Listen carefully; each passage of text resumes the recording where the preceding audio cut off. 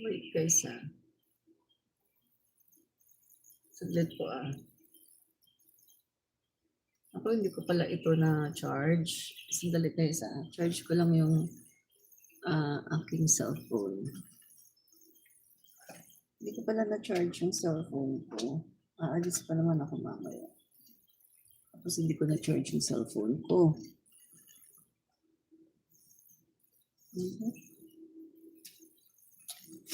Mali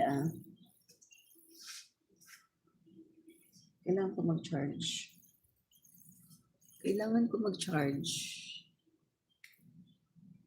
Yan. Kasi aalis ako guys. No? Punta ako ng Radio Pilipinas. So, kailangan ko mag-charge. Isa pa. Kulang pa. Ng isang charger. Yan.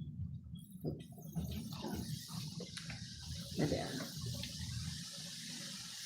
Hi po.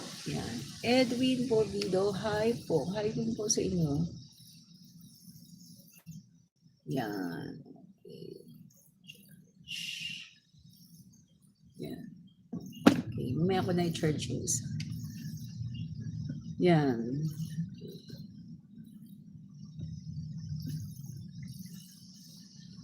Yan. Charge ko na. Bago po tayo mag-start ay the same routine. Tayo po muna ay mag-share. Share po muna tayo sa ating groups. Yan. Share sa ating group. At mag-share din po tayo sa ating newsfeed. Yan. Okay.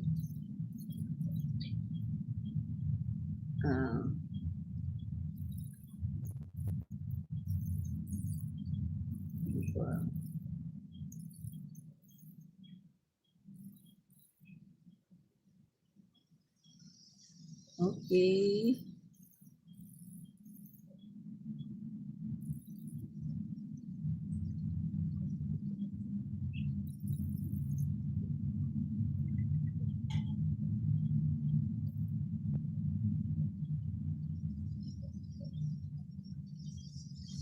Yan, so okay na po. Anshu Sharma.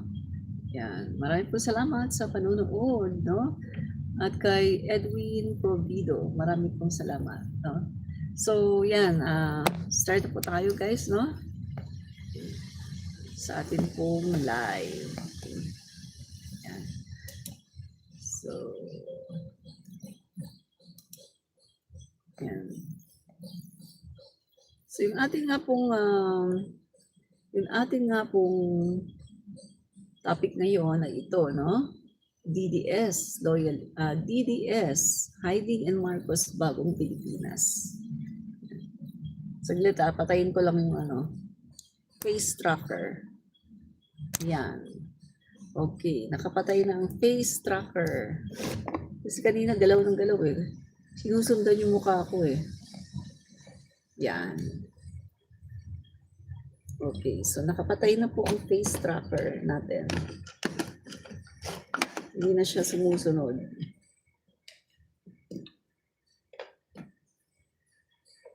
Yan. So, eto nga po mga kababayan, ang topic po natin ay, eto nga po, no? DDS, Hiding in Marcos, Bagong Pilipinas. So, ano ba ito mga guys, no?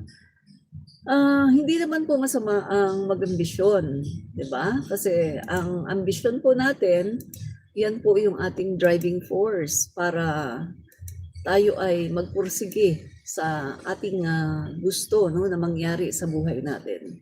Hindi po masama ang mag-ambisyon, okay po mag-ambisyon.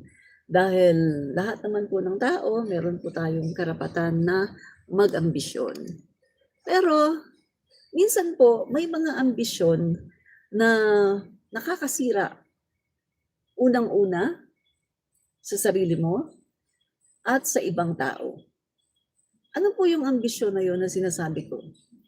Meron pong mga ambisyon na yun bang ginagawa mo na ang lahat dahil sa iyong ambisyon, ginagawa mo ang lahat kahit na ikaw ay makapanira ng ibang tao.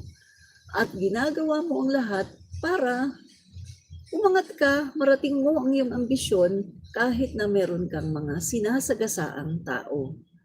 At sa huli, ginagawa mo ang lahat kahit na ikaw ay makapanira para lang maiangat ang sarili mo at makamit mo ang iyong ambisyon. So yan po ang isang ambisyon na sinasabi ko sa inyo na hindi maganda, no? Ayos lang mag-ambisyon, ayos lang yan dahil yan po yung ating driving force para tayo ay magsumikap. Pero kung yung ambisyon natin ay nagiging dahilan na para tayo ay hindi maging makatao at para tayo ay manira sa ating kapwa, sa tingin ko ang ambisyon yan. Ang ambisyon na yan ay dapat mo nang kalimutan. Dahil ang ambisyon na yan din ang makakasira sa iyo at sa relasyon mo sa ibang tao. No? So, tingnan po natin mga kaibigan, ano po ba yung sinasabi ko dito?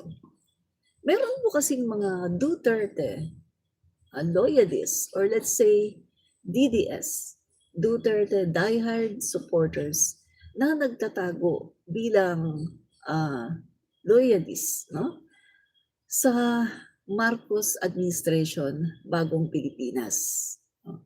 So bakit po natin sinasabi na itong mga ito ay DDS or Duterte loyalists? Bakit po natin sinasabi na etong sina DOT Secretary Cristina Frasco at saka ang kanyang asawa na si Congressman Juke Frasco ay mga DDS, mga loyalista ng Duterte na nagtatago na sabihin natin, is it nagkunwari na maka-Marcos or nagkunwari na sumusuporta sa administrasyon ni Pangulong Marcos?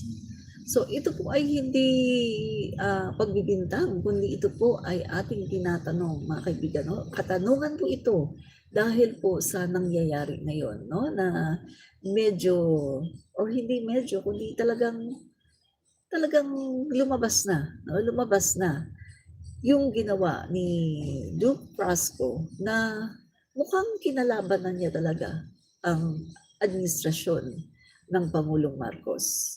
Although sinasabi niya mga kababayan na patuloy siya sumusuporta, pero sa tingin ng marami ay mukhang siya ay unti-unti na lumilihis ng landas. At alam naman po natin, nalalapit na rin po ang 2028 presidential election. Marami pong mga nagsasabi ng mga political analysts sa kanila pong mga pag-aanalisa sa mga politiko natin ngayon na maraming dumidikit sa ating Pangulo, Bongbong Marcos, dahil siya ang Pangulo ng Pilipinas.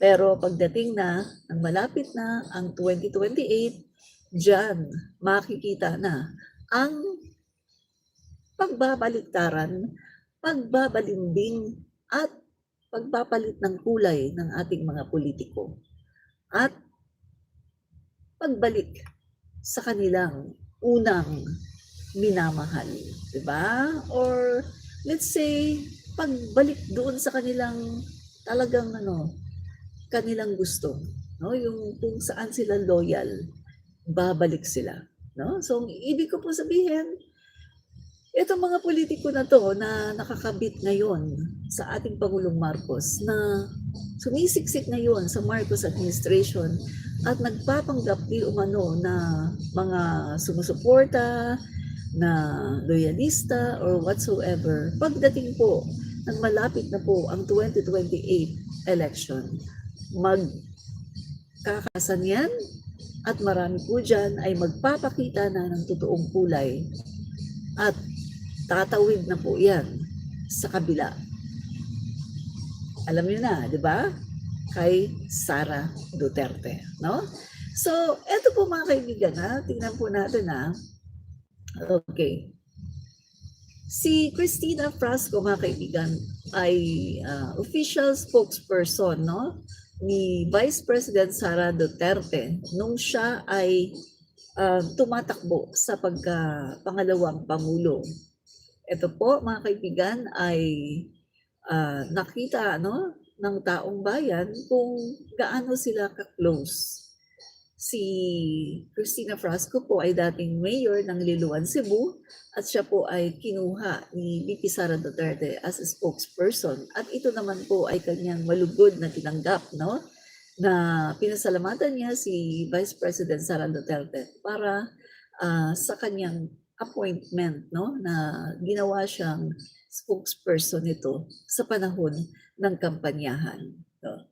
At sa pagkakaalam ko rin, mga kaibigan, no, may naganap diyan na binyagan, no, at si Vice President Sara Duterte ay, kung hindi ako nagkakamali, ay ninang din, no, ng anak ni Cristina, no, ni DOT Secretary Cristina at Duke Frasco.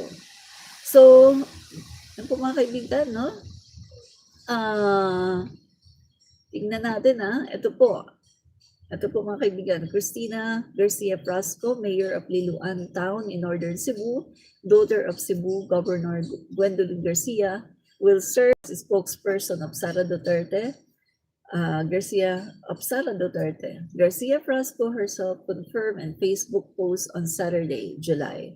So sabi po ni Garcia, daghang salamat kaayo, daghan kayong salamat, Mayor Inday Sara Duterte, sa imong pagsalig sa pagpili kanako isip spokesperson. Thank you, Mayor Inday Sara, for your trust in picking me as your spokesperson. So sabi ko nga sa inyo, mga kaibigan, ang isang politiko, hindi naman yan kukuha basta-basta ng kanyang spokesperson. No? Lalo na yan, mga kaibigan, nangangampanya pa lang yan, no, sa pagiging vice-presidente. Hindi yan kukuha basta-basta ng kanyang spokesperson na hindi niya pinagkakatiwalaan, hindi niya close, or hindi niya kilala, no? So, eto po, makikita po natin ang ugnayan, no, nitong si Sara Duterte at ni Cristina Frasco, na sila po ay malapit talaga, no? So,